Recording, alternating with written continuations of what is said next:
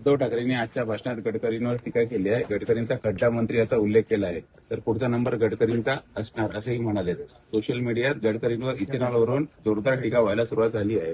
मला वाटतं उद्धव ठाकरे आपले विदुषी चाळे त्या ठिकाणी बंद करत नाही.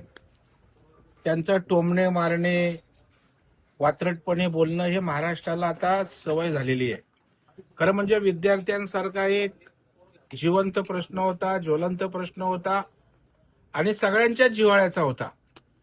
आणि त्यामुळे सरकारनं कुठेही अहंकारी भूमिका घेतली नाही, युगो केला नाही.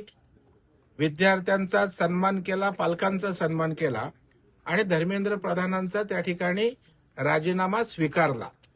आता आपले पक्ष संपतायत, आपलं नेतृत्व लोक आता विचारत नाहीत आणि मग आंदोलनावर स्वार होऊन आपली राजकीय पोळी भाजण्याचे धंदे बंद करा.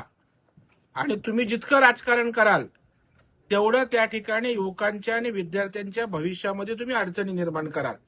हे सरकार विद्यार्थ्यांबरोबर आहे, युवकांबरोबर आहे. आता पुढचा नंबर गडकरींचा. अरे गडकरी ते देशातील सर्वाधिक लोकप्रिय नेते आहेत की ज्याने देशामध्ये कधी नव्हे एवढं रस्त्यांचं जाळं त्या ठिकाणी निर्माण केलं. आणि अशा वेळेला त्या ठिकाणी महाराष्ट्रातला एक नेता आज दिल्लीत त्या ठिकाणी ताकदीनं काम करतोय.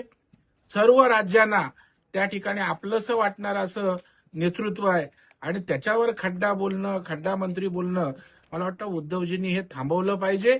याच्याने लोक तुमचं कौतुक करणार नाहीत तर तुमची छितू करतील असं माझं स्पष्ट मत आहे. आणि माझी जाहीरपणे विनंती आहे की विद्यार्थ्यांच्या आंदोलनाचं कुणीही राजकारण करू नये. त्याचा राजकीय लाभ तुम्हाला मिळणार नाही. कारण मोदी साहेब असं व्यक्तिमत्व आहे की ते थेट कनेक्ट लोकांशी आहेत. ते विद्यार्थ्यांशी संवाद साधतायत, त्यांच्या पालकांशी संवाद साधतायत आणि आमचं काही झाकून नाही. आणि त्याच्यामुळे अशा प्रकारचा जर राजकीय लाभ उठवण्याचा प्रयत्न केलात आणि हा टार्गेट तो टार्गेट केलात तर त्या ठिकाणी तुमचं भविष्य काही उज्ज्वल होणार नाही हे मी नम्रपणे सांगू इच्छितो.